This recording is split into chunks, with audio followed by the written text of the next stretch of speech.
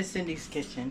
It's been a little bit since we recorded because we've been a little bit busier than usual. And also, I've been adjusting my medication with my neuropathy that I have, and it's just been a struggle lately. But I know you all can relate because you've all had your own struggles with other things. So, anyway. I just wanted to take a moment and share with you one of my ways that I shop. I try to go to the grocery outlet pretty much on Sundays because my son has his men's group over in the same area, and that gives me a chance to go over there and check for bargains, because oftentimes on the weekend is when I find a lot more of them. So anyway, a couple of the bargains I found yesterday was some chicken drumsticks, $2 off of this pack of chicken that was $1, so that made it $4.44 for enough chicken legs to feed a family of 5. And then the other thing I got was this pack of boneless, skinless chicken breast fillets. And it was originally $12, and it was $2 off. So it was just over $10 to get over 4.5 pounds of chicken breast meat. And that's something you can use for fajitas or just grilled chicken and anything you can think of to use meat for, either tacos, fajitas. And what I often do for chicken burgers is I will take the chicken breast, slice it horizontally, and slice it again. So that way you end up with a good 4 pieces out of each chicken breast, because these are very full-breasted chickens that we have around here apparently. So anyway, and then also when I make like chicken burgers, I will use my meat tenderizer device to pound the chicken a little thin, and then you can either bread it to make cutlets, or you can just season it and cook it in a tiny bit of oil in a skillet. So that's a healthy alternative to like ground beef, or you know, any kind of sandwich you might make for dinner or lunch. And then this other thing I got was this grass-fed beef, and the net price was like $4.99 for these pre-packs of grass-fed beef, rather than I tend to buy by price more than by ethics because money's tight. But you know, grass-fed beef is a little healthier than feedlot-fed beef, at least a little bit.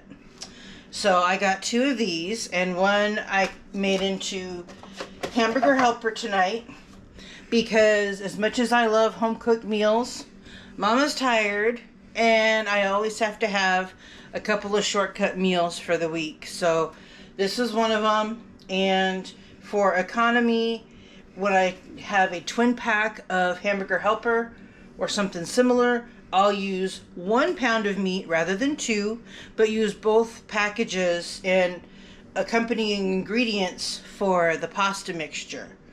So that made plenty of food for the 5 of us, plus lunches the next day. And that's 1 pound of meat, and this was $2.49 at grocery outlet. So it's pretty good for food economy. And then, like a lot of you have random canned goods that you need to cycle through. These were some food bank green beans that we had. So when the hamburger helper was about halfway done, I went ahead and opened and drained the 3 cans of green beans and threw them in to heat through with the pasta dinner. So we got our meat and our veggies. Exactly. And then another entree that we ate yesterday from my meat bargains was some chicken al pastor. It was a tray pack of chicken ready for the skillet, and it was $2 off of a $7 package, and it made some really good street tacos for us. And whenever I make taco meat or sloppy joes or something similar, I always throw in a can or two of canned beans to bulk up and add fiber to the meat entree, because that's another way you can make your meat stretch. And then my other endeavor lately is I was invited to start serving breakfast Friday mornings at 5:30 on Friday mornings to a men's group at church. So basically, I create the menu and I bring them their breakfast, and they pay me. Rather than going to a restaurant, they pay me. And so it's a good side job that can fit into my regular day job.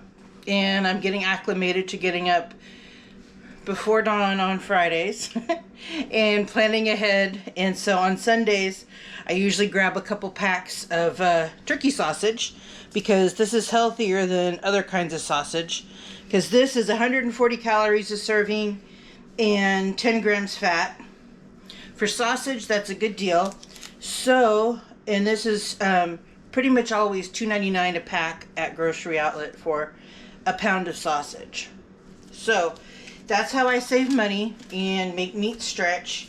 And oftentimes I have an outline of what meals I like to make, because our family has our favorites. So whenever I go to a grocery store, even like Albertsons or whatever big name grocery store you have, even the more expensive stores often have really good meat departments. And when it's time to change over the ad week, they will mark down the previous meats, or if they're close to the use by date, they'll mark them down. So always check for bargains whenever you go shopping, and don't be afraid to adjust your ingredients or adjust your meal plan for the week based on what you have on hand and what you can find on an ad deal or a markdown.